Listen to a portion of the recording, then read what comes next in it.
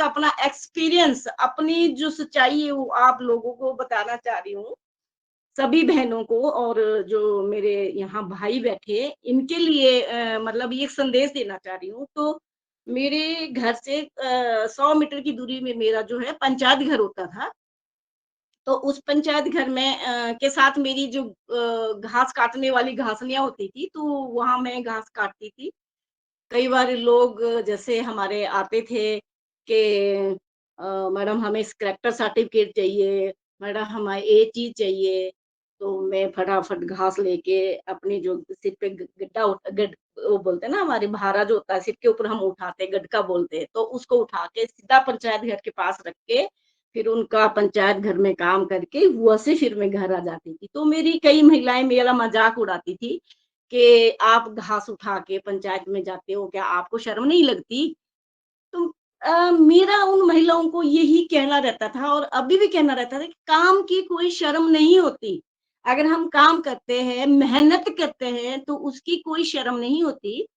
तो इस तरह से मैं उन महिलाओं को मोटिवेट करती रही कि अपना काम हमारा अपना काम होता है, शर्म हमें तब होती है अगर हम किसी के साथ धोखाधड़ी करते हैं, किसी की चोरी करते हैं, किसी को बुरा बोलते हैं, ये चीज़ों की शर्म होती है। तो मैं इसी तरह से मैंने जो अपने 5 से 10 साल अपने पंचायत में ही काटे, और मुझे खुशी भी मिली कि मैं 10 साल पंचायत में जब मैंने काटे, तो मुझे कोई ₹10 की रिकवरी भी नहीं आई, और ना कहीं किसी का मेरे ऊपर ये प्रेशर रहा कि आपने ये गलत काम किया, कि आपने इसको गलत किया। लेकिन मैंने ये 5 साल तक सभी को इक्वल रखा। कोई इस पार्टी का है उसको वहाँ नहीं रखा, मतलब दोनों पार्टियों को इक्वल करके चलाया, और सभी पार्टी, दोनों पार्टियों के जो जितने भी पार्टियाँ थी उनके पहले काम किए, और अपने जो जिस पार्टी से हम भी जुड़े थे, उस पार्टी का काम शायद मैंने बाद में किया हो। तो मेरा लोगों को यही संदेश रहता था कि लोगों की बात पे हमें नहीं कुछ करना चाहिए। मतलब जो हमारा मन करता है, जो हमें अच्छा लगता है, जो हम खुद करते हैं, वो करना चाहिए। तो जो मेरी महिलाएँ, तो मेरे साथ मतलब 80% महिलाओं ने मेरा सहयोग भी किया और मेरे साथ रही भी।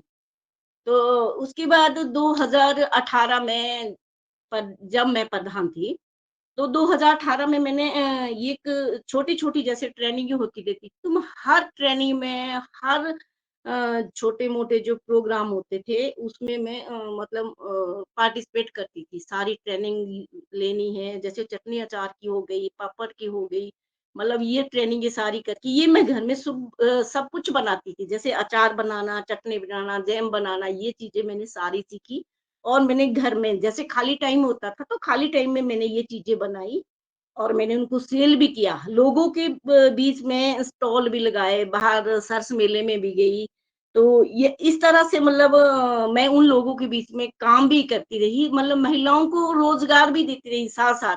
तो फिर उसके बाद मैंने जैसे वाटर शेड की ट्रेनिंग करी, स्वेटर बनाने बनाए, उसके बाद महिलाओं को सिखाए, साथ में जो मेरी छोटी बहनें थी, जो घर से बाहर नहीं निकलना चाहती, उनको भी आस्ते-आस्ते घर से निकालना शुरू किया।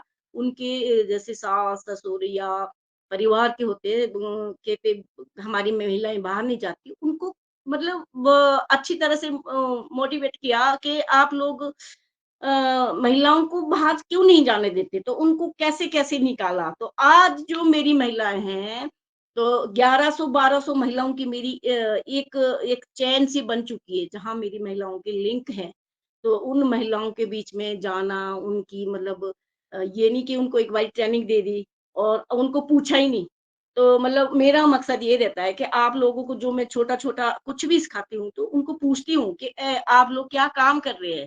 और आपका कुछ इनकम हुई कि नहीं हुई? आप लोग आगे महिलाओं को बता रहे हैं कि नहीं बता रहे कि चैन हमारी कैसे बनती है? एक महिला को मैंने बताया, एक ने दूसरी को बताया, दूसरी ने तीसरी को बताया, तो इस तरह से जो है हमारी महिलाएँ मतलब इस पहाड़ी क्षेत्र में, और हमारी सोलन की जो महिलाएँ हैं, उसके अंतर्गत जो है, वो बाहर निकला उन्होंने शुरू किया। तो मेरा मकसद यही महिलाओं के बीच रहा, तो छोटे-छोटे ट्रेनिंग लेने के बाद मैंने अपने बिज़नेस शुरू किए, जो मैं ऐसे नहीं कि मैं दुकान खोल के बैठी, कि बड़े-बड़े मॉल खोल के बैठी। मतलब मैंने अपने घर से ही छोटा काम शुरू किया, मतलब छोटे से ही शुरू किया। अचार का काम मैंने घर से शुरू किया, मिलेट्स की मैंने ट्रेनिंग ली, मिलेट्स के जो प्रोडक्ट बनते हैं, लड्डू बनते हैं, मोमोज़ बनते हैं, ये चीज़ें मैंने सीखी और आज महिलाओं को भी सिखा रही हूँ और महिलाएँ इसमें बड़ा अच्छा काम भी कर रही हैं।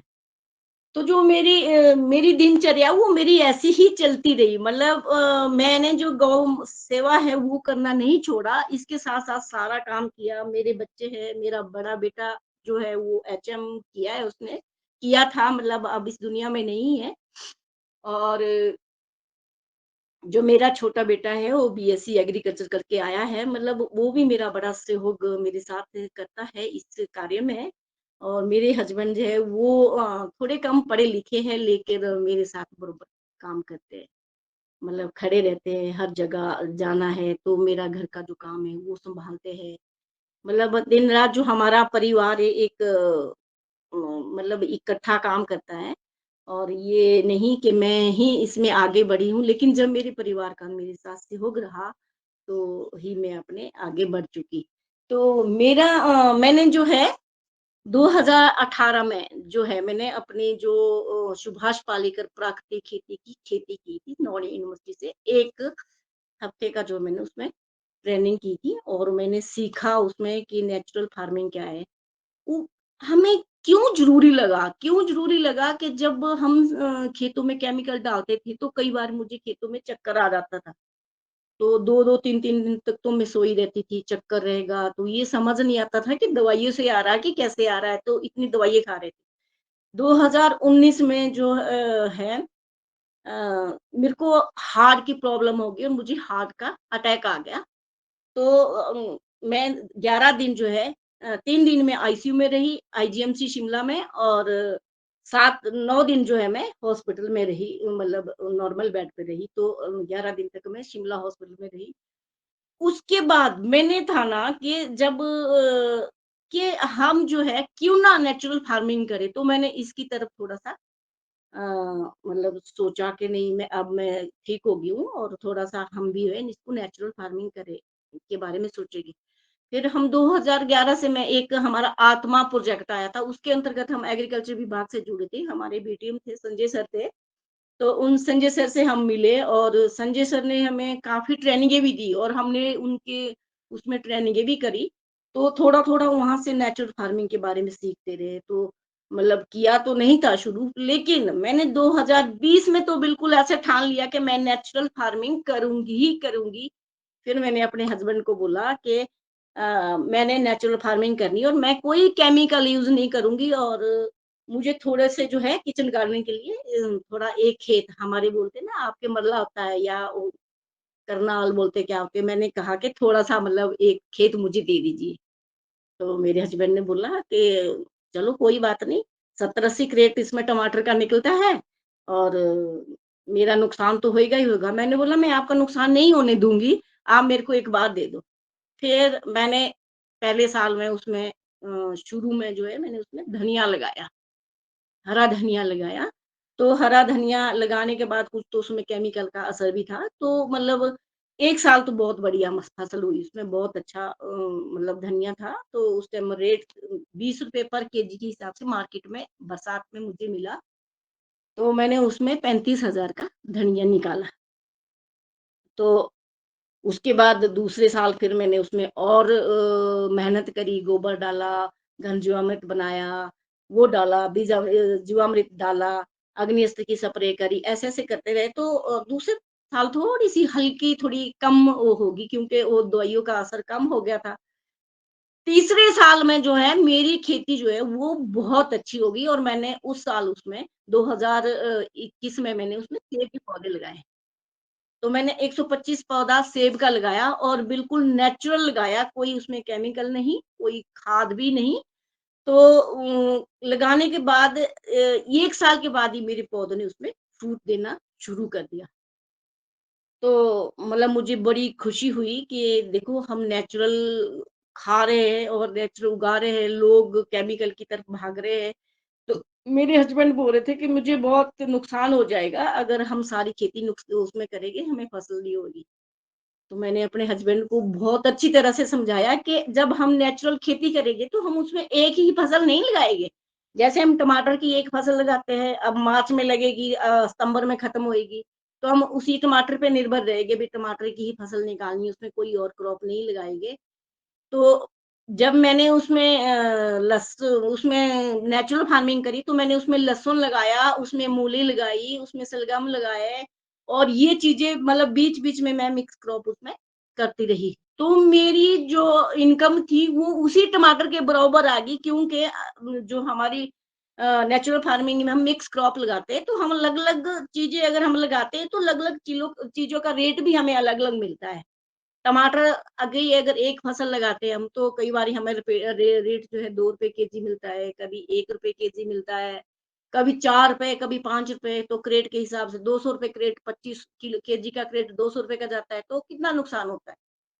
फिर आस्ते-आस्ते मेरे हस्बैंड को लगा भी नहीं हम जो है इस तरह से खेती करेंगे। तो फिर उन्होंने मेरे को 1 बीघे का 1.5 बीघे का एरिया और 1 खेत और दे दिया कि नहीं इसमें हम और मिक्स क्रॉप करेंगे। तो 2021 के बाद में फिर मैं जो है उसमें यही खेती करती है। 21 में मैंने पूरी प्रॉपर जो है 1.5 बीघे में पूरी जो है मिक्स क्रॉप लगाई और बिल्कुल ही नेचुरल किया और मेरा बहुत अच्छा रिज़ल्ट आया। मेरे साथ विभाग भी जो है एग्रीकल्चर विभाग भी बरोबर रहता है।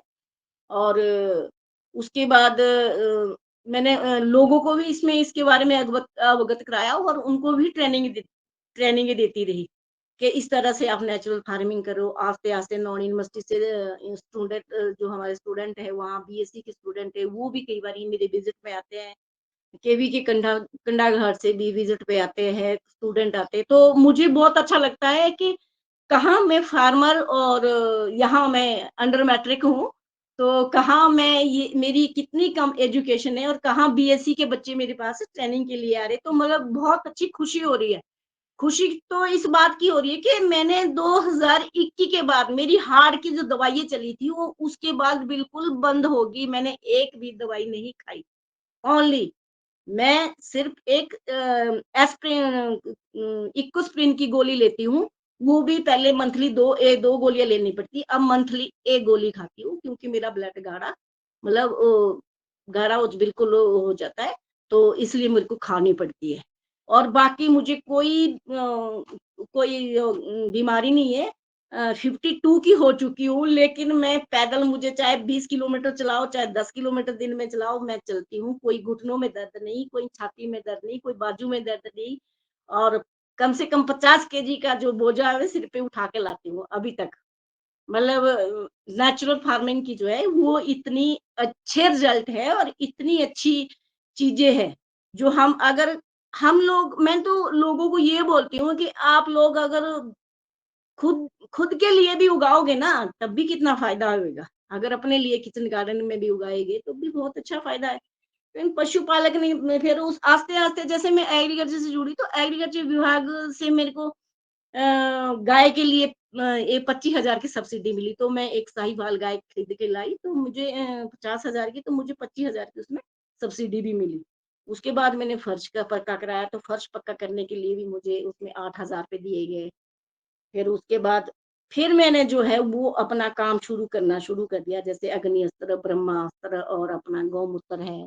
इसके अलावा जो हमारी और चीज़ें जो हमारी इसमें आती है नेचुरल फार्मिंग वो चीज़ें बनानी शुरू करी और अपने खेतों में यूज़ करना शुरू किया। जैसे-जैसे मैं उसको यूज़ करती तो हमारे जो गाँव के लोग थे वो कई बारी तो मेरे हस्बैंड को बोलते थे, "यार क्या कर दिया तेरी वाइफ़ ने क्या कर रही है, सारे सेब के पौधे खराब कर दिए और हमारे खेत में बीमारी आ जाएगी, आपके खेत से चली जाएगी, वो होगा।" मेरे हस्बैंड फिर कई बारी मायूस जैसे हो जाते थे, भई नहीं ये लोग ठीक बोल रहे हैं, भई हमारी फसल खराब हो जाएगी। कि साथ में लगी फसल खराब हो जाएगी। मैंने कहा कोई नहीं, हम करेंगे हम सुनेंगी जन की लेकिन करेंगे हम मन की ही। सुनो सबकी, बोलना कुछ नहीं है, करना हमने वही है जो हम करेंगे। तो इससे मेरे हस्बैंड जो है वो भी मेरा साथ दिया और मैंने ये चीज़ें बनानी शुरू करी और अब जो मेरा ये घनजुआ अमृत है मतलब जो मैं बनाती थी, बना रही हूँ, क्या बना रही हूँ, तो ये मेरी बहुत सारी डिमांड है जो मेरी रोडू तक रामपुर और शिमला, अपर शिमला में सेब वाले ले जाते हैं। तो अब मेरे पास ये डिमांड पूरी करना मुश्किल होगी क्योंकि मैंने गाय अब कम कर दी है। अपने शरीर के हिसाब से थोड़ा कम कर दिया। थोड़ा मैं बीच में 4-5 महीने पहले मेरे बेटा एक्सपायर हुआ तो भी थोड़ा काम मेरा ढीला हो गया था, तो इस वजह से थोड़ी नहीं कर पाई। तो फिर भी उसके बाद हमारे जो क्लस्टर बने हैं, क्लस्टर में जितनी भी महिलाएँ हैं, जेंट्स मेरे साथ जो जुड़ी है 125 किसानों में से मेरे ख़्याल 80% जो है उसमें मेरी महिला ही हमारे साथ जुड़ी है, जो इसमें नेचुरल फार्मिंग में काम कर रही है। और मतलब जब कोई हम लेक्चर या कोई ट्रेनिंग देते हैं तो बड़े प्यार से वो सुनती भी है और उनको मतलब फ़ॉलो भी कर भी रही है और जब उनको कोई दिक्कत आती है तो हमें फ़ोन करके भी पूछते हैं। हमारे एटीएम, बीटीएम जो हमारे इस प्रोग्राम में शामिल है, वो भी बार-बार हमारे क्लस्टरों में जाते हैं और उनका भी हमें बहुत सहयोग मिलता है। और किसानों के खेतों में जाके हमारे बीटीएम जो है, एटीएम जो है, बीटीएम है, वो हमारे साथ किसानों के खेतों में जाकर उनको स्प्रे करना, उनको किस तरह से इसको यूज़ करना, ये चीज़ें छोटी-छोटी जो बातें हैं, उनको बताते हैं और हमें भी बड़ा मोटिवेट करते हैं। तो इसी के साथ मेरे को नेचुरल फार्मिंग में संसाधन भंडार भी मिला है, जिसमें जो मेरी गाय है, गाय का जो गौमूत्र है, उसको मैं स्टॉक भी करती हूँ और जो मेरा सामान है, जैसे ब्रह्मास्त्र है, अग्नि अस्त्र है, वो बनाती हूँ और उसको सील भी कर रही हूँ। तो बड़ा अच्छा लग रहा है कि मैं ज़ीरो से आज कहाँ पहुँची हूँ और अपनी मेहनत करके तो मैं महिलाओं को भी इस तरह से ही मतलब अपना संदेश देती हूँ कि महिला कुछ भी कर सकती है। अगर महिला में काम करने की लालसा हो, उसे आगे बढ़ने की लालसा हो, तो महिला कुछ भी कर सकती है। मतलब कुछ भी अपने घर से भी अंदर बैठ के भी, चारदीवारी के अंदर बैठ के भी उसके अंदर बहुत सारे गुण होने चाहिए, जो उससे वो आगे बढ़ सकती है। तो मैं थोड़ा-सा आपको अपना संसाधन भंडार दिखाऊँगी, जो मैं अभी काम कर रही हूँ, तो मैं थोड़ा-सा अब आपको दिखाती हूँ। थोड़ा साथ में है, मेरे खेत जो है वो थोड़े साथ में है, तो इसलिए मैं आपको दिखाती हूँ।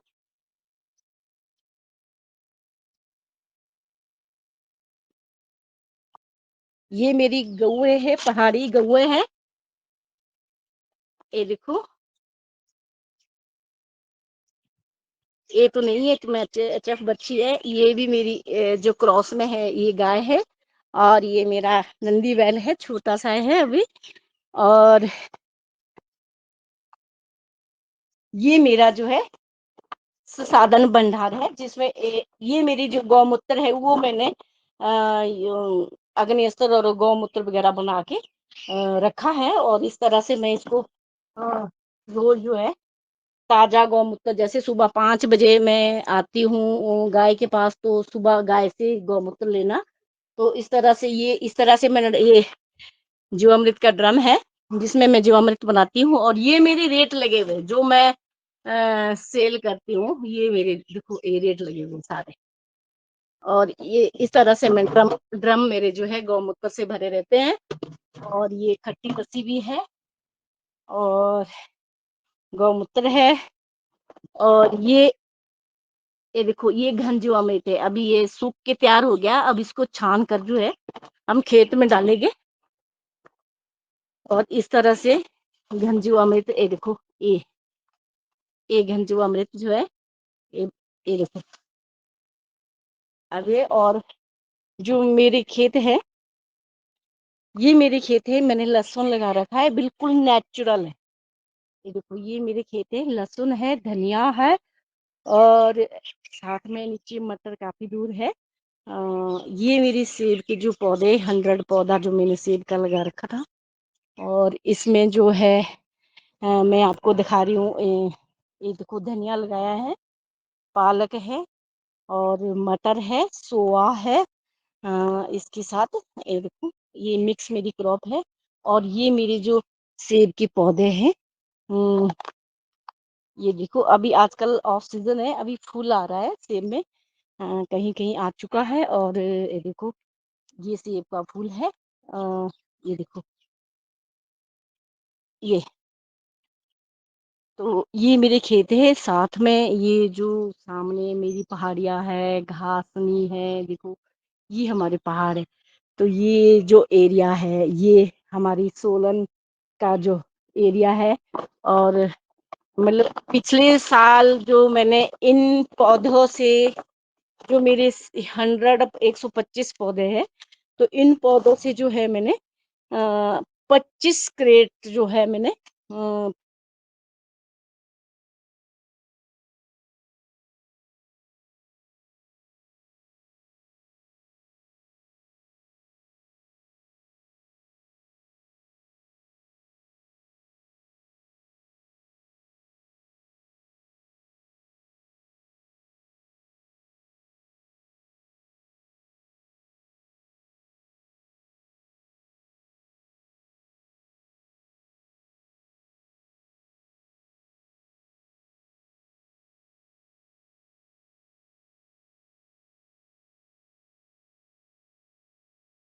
बना है।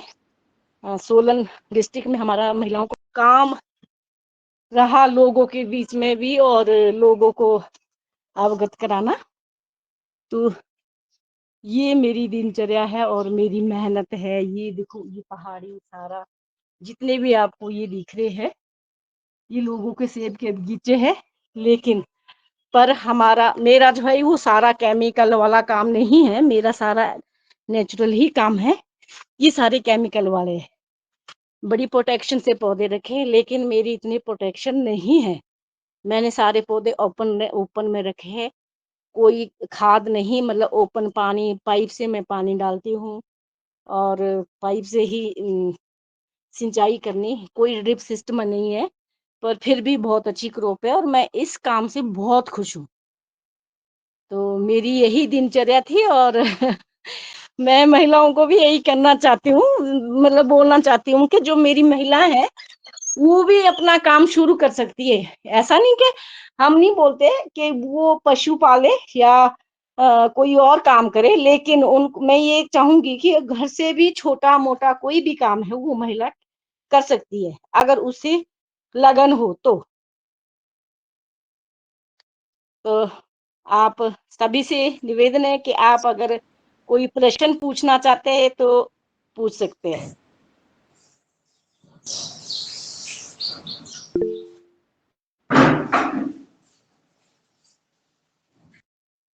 जी। हाँ जी भाई साहब। जी, जी, बहुत सुंदर। जी, जी बहन जी, मैं ये जानना चाह रहा था, बहुत अच्छा आपका कार्य है, बहुत सुंदर कार्य चल रहा है आपका पहाड़ी क्षेत्र में। हाँ ये जी। पहाड़ी क्षेत्र में खेती सीढ़ी-नुमा खेती होती है, हाँ एक जी। ऊपर एक नीचे, नीचे तो उसमें पानी का साधन कैसे करते हैं खेतों में? जैसे वो ट्यूबवेल तो वहाँ होंगे नहीं खेतों में, तो नहीं। पानी की व्यवस्था कैसे की जाती है उनके लिए खेत के लिए? जी। सर हमारे जो है टैंक बनाए हुए हैं। पानी के जो स्टॉक के लिए टैंक होते हैं ना, बड़े बड़े टैंक बना रखे होते हैं। टैंक आपके पता नहीं क्या बोलते हैं, हमारे तो टैंक ही बोलते हैं। तो मतलब बड़े बड़े टैंक बनाए होते हैं, तो उसमें पाइप पे लगा के, पाइप के द्वारा हम सिंचाई भी करते हैं। और कई जगह ऐसे भी है, जैसे हमारे चश्मों का पानी होता है, तो मतलब कूल भी लगाते हैं, जैसे खुला पानी ला के खेतों में डाल देते हैं। तो घंटे के हिसाब से हमें पानी मिलता है, 4 घंटे मैं लगाऊंगी, 4 घंटे और लगाएगा, इस तरह से भी हम पानी लगाते हैं। ये प ये पानी ऊपर से झरनों का ही पानी रहता है, झरने का ऊपर का ट्यूब पहाड़ी क्षेत्र में? नेचुरल नेचुरल ही झरनों के पानी है, जो एक जगह से हमें ड्रेन सिस्टम अपनाया होता है। और उन झरनों का पानी जो है वो ड्रेन सिस्टम से हमारे खेतों में पहुंचता है, जो हमारे कर होते हैं उसमें पहुंचता है। अच्छा, चलो, चलो बहुत ठीक बहन जी, बहुत बढ़िया। जी। चलिए, बहुत बढ़िया। और आज की हमारी मुख्य वक्ता पिंकी जी बहुत बढ़िया काम कर रही है। मातृशक्ति का गौरव है और आपने बहुत कुछ करके आगे बढ़ गई है और अब हमारे सदन में बहुत ही बहनें भी जुड़ी है और भी किसी बहनों के कोई सवाल है तो या चर्चा करना चाहते हैं तो अपने प्रश्न रखिए दो आदरणीय। हजार 17 में मुझे जो है डेयरी फार्मिंग के ऊपर जो है मुझे अवार्ड भी दिया गया था। 10,000 का अवार्ड मुझे स्टेट लेवल पे मिला था और 20,000 का अवार्ड जो है मुझे क्या बोलते हैं सेंट्रल गवर्नमेंट से जो है वो मिला था। और अभी जो है 15 अगस्त के लिए हमारे माननीय मोदी जी ने मुझे दिल्ली 15 अगस्त के लिए बुलाया था। वहाँ मुझे लखपति दीदी के नाम से जो है सम्मानित किया गया। वाह बढ़िया, बहुत बहुत अभिनंदन, लखपति दीदी बन गई है आप, बढ़िया, बहुत बढ़िया।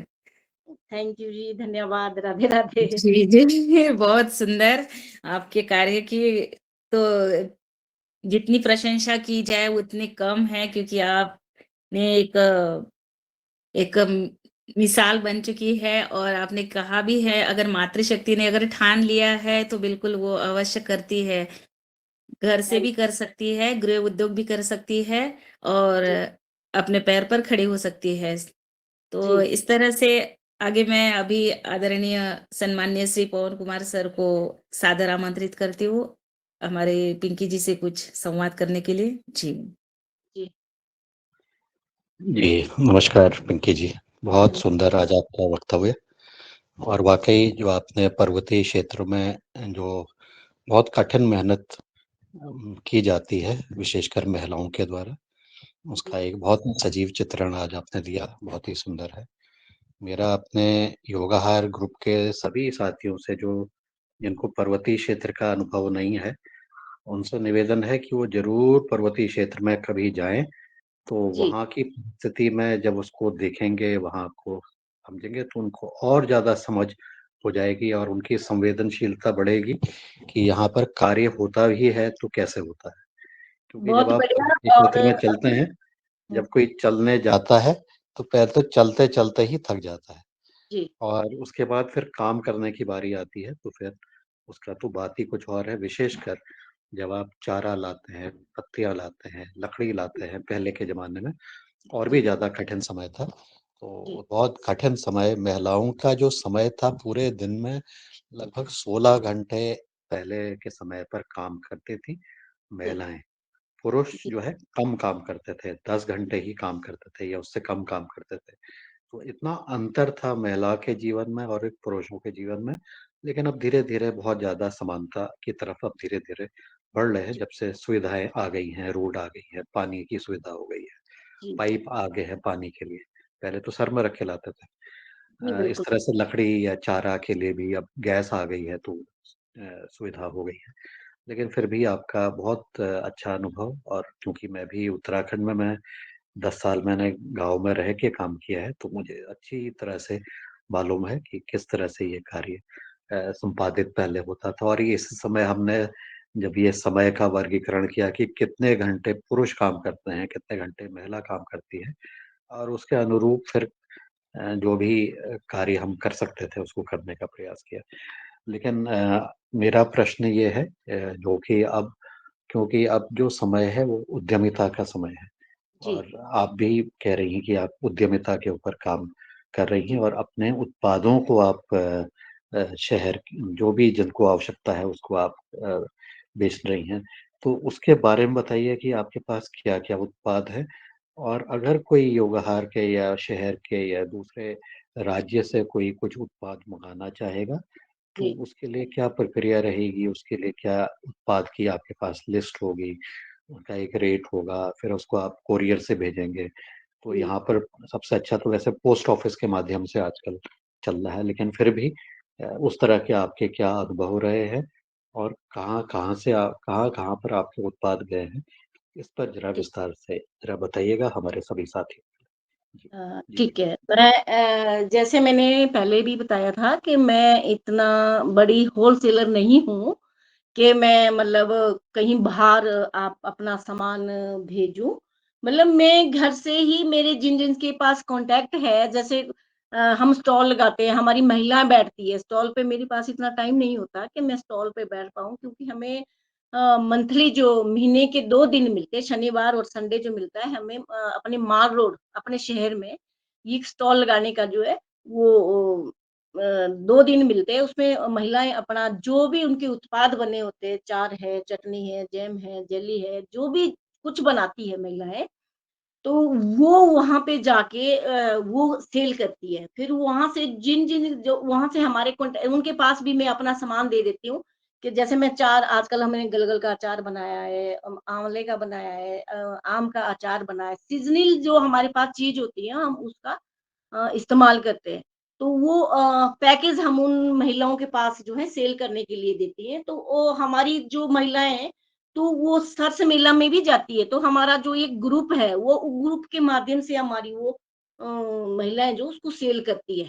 तो मेरा भी जैसे किसी के पास मेरा नंबर है, तो जैसे ही कोई सोलन आ रहा है या कोई चंडीगढ़ है, तो वो बोलता है कि हमें इतना केजी अचार आप भेज दीजिए। तो अभी मैंने ऐसे कोरियर के थ्रू तो कोई नहीं भेजा है, जो मैं अपनी हकीकत बोल रही हूँ। मैं ये नहीं बोलूँगी कि मैं तो कोरियर से भी भेजती हूँ। अगर आप लोगों को चाहिए तो हम कोरियर के थ्रू भी आप लोगों को पूरे एड्रेस पे भेज देंगे। लेकिन हमारा जो है मेरा जो सामान है वो घर से ऐसे जाता है जैसे किसी को 5 केजी चाहिए, किसी को 10 केजी चाहिए, किसी को 2 केजी चाहिए तो हमें भेज दीजिए, कहीं बस में भेज दो, गाड़ी में भेज दो, ऐसे भेज दो। तो मैं इसी तरह से अभी सेल कर रही हूँ। क्योंकि मेरे पास इतना टाइम नहीं है कि मैं उसको पैकेज करूँ, भेजूँ, फिर डालूँ कि मेरे पास जो है ये नेचुरल का जो काम है, पहले मैं करती थी। पैकेज का मतलब हमारे पास लोगोस बना हुआ उसका, उसके जो हमारा स्टिकर होता है वो बना हुआ है, सब कुछ बने हुए हैं। लेकिन अब वो मेरी और जो महिलाएँ ग्रुप की महिलाएँ वो काम कर रही है, लेकिन हम उनका सहयोग कर देते हैं। अचार बनाने में, उसको पैकेज करने में वो हम सहयोग कर देते हैं। जी, जी, बहुत बढ़िया आप जो भी कर रही हैं तो उसको आपके लिए शुभकामनाएँ। इस तरह से अगर आप आप काम लोगों को करती रहें। चाहिए तो हम लोग आप लोगों तक सेल करवा सकते हैं, क्योंकि हमारी महिलाएँ बहुत अच्छा काम कर रही है। बिल्कुल, बिल्कुल। तो इसके लिए भी जो भी हमारे इच्छुक सदस्य हैं वो नंबर ले लेंगे, आपसे संपर्क करेंगे, जी, बातचीत करके काम को आगे बढ़ाएँगे। मेरा दूसरा प्रश्न ये था कि जब आप अपने खेत दिखा रहे थे तो हम ये समझ पा रहे थे कि कई तरह की फसलें एक साथ हो रही हैं। जी, लेकिन बगल के जो खेत हैं वहाँ पर बहुत सारे पॉली हाउसेज़, पॉली टनल्स भी दिख रहे हैं। तो जी। वो खेती शायद केमिकल आधारित खेती ज़्यादातर रही वो होगी तो तो साइड में हटके हैं, वो जो हमारे बड़े किसान हैं, बड़े ज़िम्मेदार लोग हैं, हम तो थोड़े 4-5-5 हमारे बीघे के एरिया बोलते हैं ना, करनाल या जी, वो नहीं जी। हमारे हाँ, यहाँ हाँ। चलता है, बीघे का चलता है, तो जी। हमारे 2 हम 4-5 बीघे वाला एरिया है, हम तो छोटी खेती करते हैं। लेकिन ये वो लोग हैं जो अंधाधुंध स्प्रे कर रहे हैं।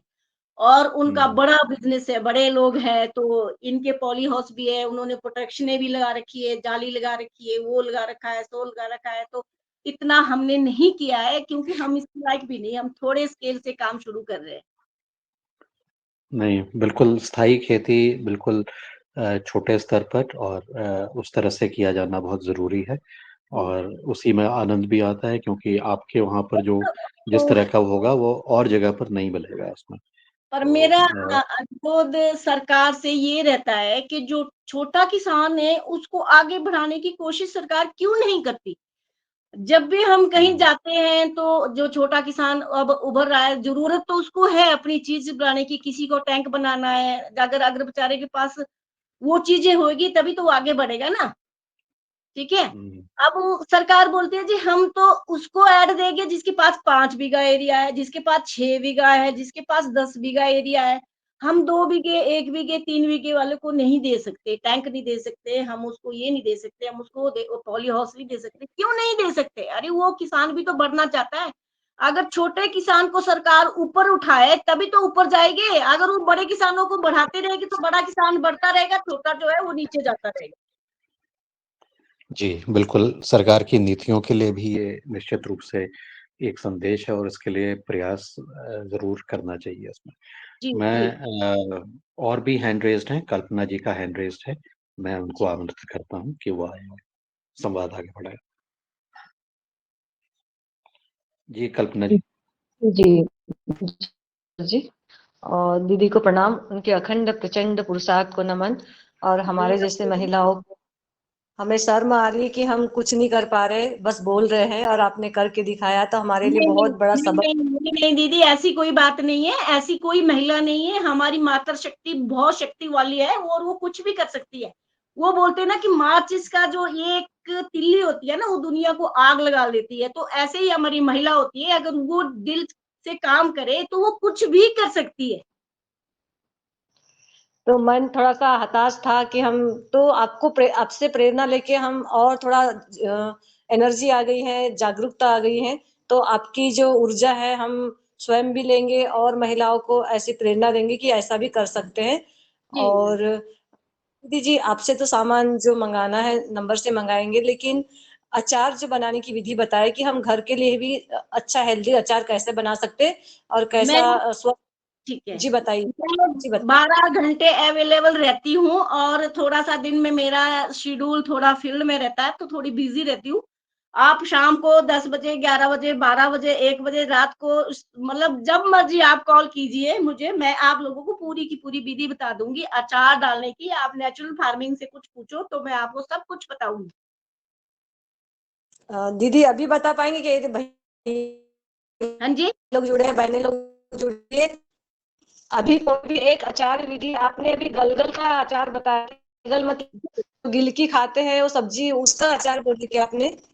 हमारा जो लेमन होता है ना, गलगल हमारे लेमन की तरह बड़े-बड़े जो होते हैं, हमारे तो ऐसे खट्टा भी बोलते हैं उसको, पहाड़ी में खट्टा भी बोलते हैं, पर लेमन मतलब गलगल जो बोलते हैं उसको। तो उसका जो हम अचार जी। डालते हैं तो कई महिलाओं की शिकायत रहती है कि वो कड़वा हो जाता है। तो उसका कड़वे होने का ये एक ही मकसद रहता है कि महिलाओं को उसके ऊपर पूरी जानकारी नहीं है कि जो उसके ऊपर जो अंदर जो एक पीले रंग का तेल सा निकलता है, वो हमारे जो अचार को है वो कड़वा करता है। तो ये हमें क्या करना होता है कि हम जो हम गलगल जो हम लेते हैं, तो हमें पहले तो खूब गर्म पानी करना होता है। गर्म पानी मतलब इतना कि 90 डिग्री से ऊपर ज़्यादा मतलब वो उबल जाए, तो उसको 2-3 मिनट के लिए उसको डिप करना है उसमें, गलगल को उसमें डिप करना है। फिर डिप करने के बाद उसको एकदम ठंडे पानी में निकालना है। जैसे ही आप ठंडे पानी में उसको निकालोगे, फिर ठंडे पानी में साफ करके उसका सारा जो तेल, कड़वापन होता है, वो निकल जाता है और फिर साफ कपड़े से उसको साफ करो और मतलब 1-2 दिन के लिए ऐसे ही साबुत ही उसको धूप में रहने दो, ठीक है? फिर धूप में रात को भी आप अगर उसको ठंडे में रहने देंगे बाहर ढक के, कपड़ा डाल के ढक दे थोड़ा बाहर, तो रात को जो औस पड़ती है ना हमारे तो औस बोलते हैं। तो रात को उसको बाहर 1-2 दिन ऐसे रहने दो, फिर उसके बाद 2-3 दिन बाद आपने क्या करना है कि उसको काटना है। काट के आपने जितने भी उसके आप टुकड़े करेंगे, फिर उसको सिर्फ़ नमक और मिर्च, नमक या मिर्च या हल्दी मिला के, हल्दी भी ना आपने लाए लेकिन नमक मिला के, उसको 1-2 दिन के लिए ऐसा ही छोड़ दो। उसमें कोई मसाला नहीं डालना आप लोगों ने। फिर उसका जो खट्टा पानी, कड़वा पानी है, वो साइड में निकल जाता है। आप उसको इस्तेमाल भी कर सकते हैं। उसको निकाल के फिर आप सारा जो मसाला हमारा होता है उसको थोड़ा ब्राउन मतलब गरम करके गरम हमें इसलिए करना होता है कि हमारे जो मसाले होते हैं उसमें ऐसे जीवाणु हो जाते हैं कि वो गरम बिना गरम किए वो रह जाते हैं तब वो अचार को खराब करते हैं। तो हम उसको थोड़ा गरम करने के बाद दरदरा पीसेंगे और तेल गरम करेंगे और फिर उसमें डाल के फिर उसको मिला के 1-2 दिन के लिए ऐसे ही खुला ही छोड़ देंगे, उसको हिलाते रहेंगे 2 टाइम। 2 टाइम ही उसको हिलाना है 2-3 दिन के लिए, फिर उसको जो है डब्बे में पैक करके 1-2 दिन धूप लगानी है और फिर रख देना है। धन्यवाद दीदी, बहुत-बहुत धन्यवाद। आपके पास है क्या दीदी? आपके पास अभी अवेलेबल है क्या ये जो आपने इसका अचार बना बताया ना, वो आपके अभी पास है? मेरे वो पास दिखा सकते हैं? गलगल का अचार मिलेगा, आंवले का मेरे पास टिकता नहीं है ज़्यादा, लोग बस जैसे ही डलता है और डिमांड में मैं डालती हूँ और वैसे ही सेल कर देती हूँ। नहीं, ये और गलगल आप दिखाएँगे क्या होता है? 1 मिनट मैं दिखाती हूँ, ला के लाती हूँ अभी। गलगल मतलब बड़ा नींबू। नींबू से लगभग 10 गुना बड़ा होता है। कर्रा नींबू। नींबू? नींबू? जी, बड़ा नींबू जी। अच्छा, ये बड़ा छोटा बड़ा वाला वाला। और बड़ा वाला रहता है वो बड़ा वाला नींबू। टर्रा अच्छा, नींबू, ये टर्रा। है इसको गलगल। ये इसको गलगल बोलते हैं मैम, ये गलगल होता है। अच्छा दीदी, बहुत टर्रा बढ़िया। अच्छा नींबू ये बोलते हैं हम हमारे आपको यहाँ। हमारे यहाँ दादू टर्रा नींबू बोलते हैं। अच्छा, इसकी मतलब 4-5 वैरायटी होती है। एक होता है उसको हम चकोतरा बोलते हैं, वो मोटे छिलका होता है उसका बाहर का। इसका जो छिलका होता है वो पतला होता है, ये वाला। अच्छा, उसमें आप गुड़ नहीं डालते हो क्या? वो मीठा नहीं बनाते क्या आप? मीठा भी बनाते हैं। अगर आपने मीठा डालना है तो आपको फिर बराबर उसका जो आधा हिस्सा, मतलब अगर आपके पास 10 केजी आपके पास गलगल है तो आपसे कम से कम आपको 2 या 2.5 किलो उसमें शक्कर डालनी पड़ेगी। फिर उसका वो जो खट्टापन है वो निकालना पड़ेगा पहले। अच्छा, मगर हम भी करते हैं इसका अचार, तो उसमें हम दोनों की मात्रा बराबर रखते हैं तो हाँ जी, हाँ आ जी। जाता है ये। ऐसे ही हो और जाता है मीठा और गुड़ तो डाल के। ऐसे अगर आप मुरब्बा बनाना चाहते हैं उसका ना, तो हम बराबर मात्रा में डालते हैं। मुरब्बा का मतलब मीठा होता है वो। हाँ, जी, जी, हम भी तीखा उसको और हम मुरब्बा बोलते हैं। मीठा अचार करते हैं नींबू का, हाँ, तो मगर हम उसको हम छोटे मुरब्बा वाले बोलते करते हैं। हैं। उसको हम मुरब्बा बोलते हैं, गलगल का मुरब्बा बनाते हैं। और जो हमारा खट्टा मीठा अचार होता है उसमें कम मात्रा में जो है मीठा डालते हैं। अच्छा, अच्छा, बराबर है। और जी। ये हमारे यहाँ बड़ों वाले नहीं करते हैं, छोटे वाले रहते हैं ना, छोटे नींबू, उसका करते हैं ज्यादा से ज्यादा। नींबू का भी सेम। नींबू का अगर आप डालते हो तो नींबू के लिए आपको क्या करना है, नींबू का भी कड़वापन आता है ना कई बार। हाँ जी, तो हाँ जी। नींबू को आपने नमक डालना है एक स्टील के बर्तन में, मतलब इसमें ना एल्युमिनियम का बर्तन नहीं लेना है क्योंकि उसमें जो है कस लग जाता है। तो आपने या तो प्लास्टिक की बाल्टी या फिर आप जो है स्टील का कोई बर्तन लेके उसमें नमक डाल देना है। नमक डालने के बाद नींबू को डिप कर दो आप। डिप करने के बाद उसका पानी डेली चेंज करो, नमक डालो, डेली चेंज करो। 10 से 15 दिन ये प्रक्रिया हमारी रहती है और उसके बाद उसको फिर साफ पानी से कपड़े से धो के फिर आप काट के उसको डाल दो। अच्छा, कितने दिन तक रहता है अवेलेबल अच्छा से? 10 से 15 दिन, जितना दिन आप ज्यादा रखोगे उतना दिन बेटर रहेगा। और अच्छा, हाँ, और इसकी प्राइस क्या रखी है आपने ऐसे अचार की मार्केटिंग में? ये मेरा 250 रुपए पर केजी हम इसको दे रहे हैं।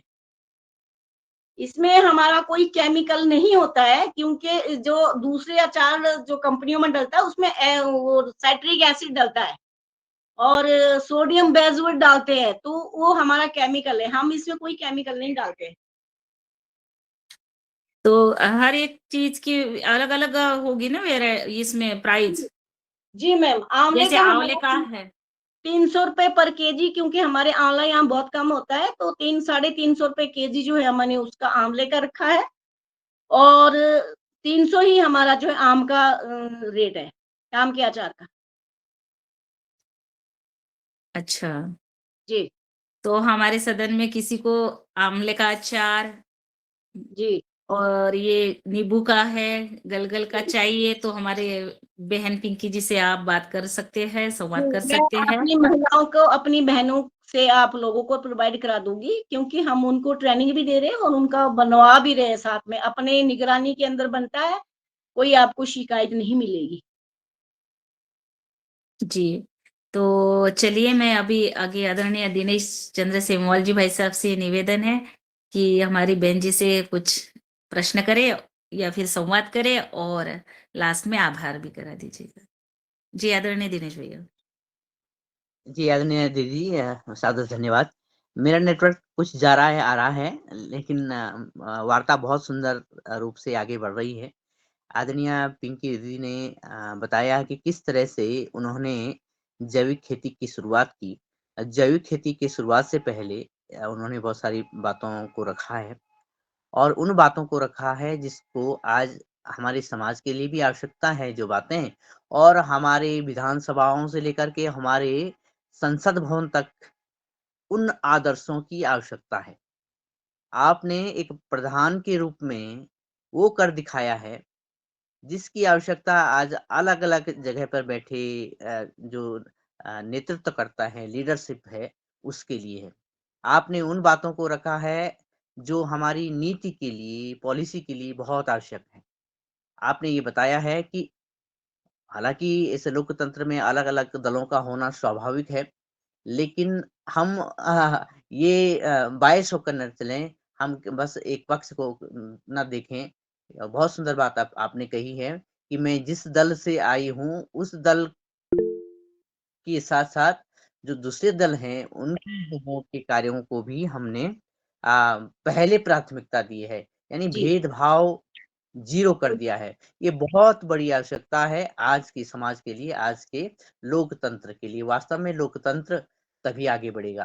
तो दीदी हम आप में एक सामान्य व्यक्ति, एक किसान जो कि प्राकृतिक खेती कर रहा है, एक उद्यमी महिला जो कि इस तरह से आपने अभी बात रखी है, वो और साथ में एक नेतृत्वकर्ता लीडरशिप हम आप में देख रहे हैं। मेरा तो सदन से यही निवेदन था इसलिए मैंने हैंड रेज़ भी किया कि ऐसी महिलाओं को, ऐसी बहनों को हम आने वाले समय में इस योगाहार मंच पे लाएँ और ऐसी महिलाएँ, ऐसी बहनें, ऐसे नेतृत्वकर्ता आने वाले समय में जब ऑफ़लाइन कार्यक्रम हो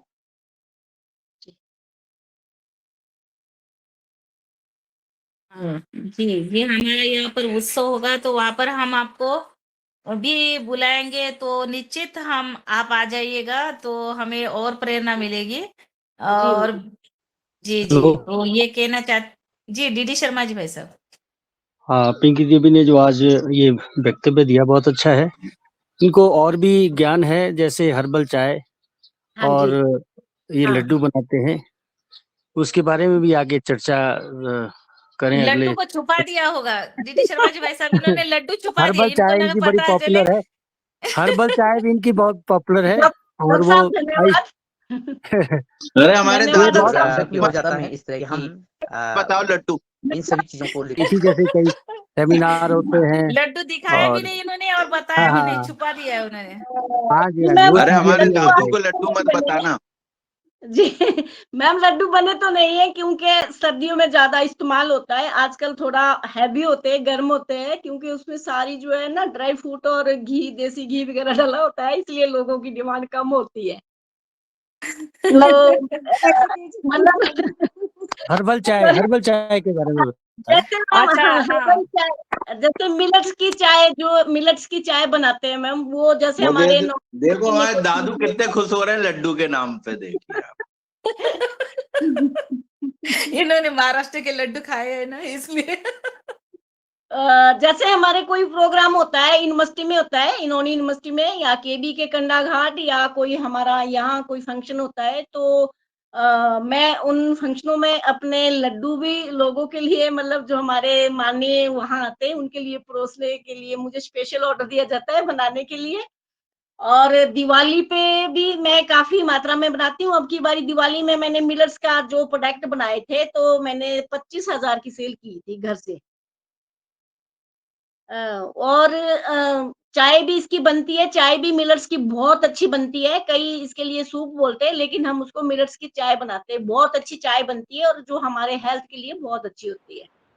हर्बल चाय भी बता दीजिए हर्बल ताकि हर्बल लोगों चाय, की चाय छूट हाँ, जाएगी। हर्बल चाय हमारी मैडम, हमारे क्या होता है दीदी जी, जो हमारी एक बिच्छू बूटी होती है, यहाँ हमारे एरिया में बिच्छू बूटी होती है, अगर उसका एक कांटा भी लग जाए तो 4 दिन तक उसमें जो जलन होती है, तो वो हर्बल चाय हमारी उसमें बनती है। हम उसको लाते हैं, लाने के बाद उसको गर्म पानी में एकदम डिप करते हैं और उसको तोड़ना जो है चिमटी से तोड़ना पड़ता है, और उसको गर्म पानी में डिप करने के बाद सुखाया जाता है। सुखाने के बाद उसमें लेमन ग्रास जो हमारा होता है, उसको उसका पाउडर बना के और उसको मिक्स करके सुखा के पैकेटों में उसको सेल करते हैं। तो वो हर्बल चाय हमारे लिए ग्रीन टी का काम करती है और बहुत अच्छी होती है। जैसे हमारा जो बिच्छू-बुट्टी वाली जो चाय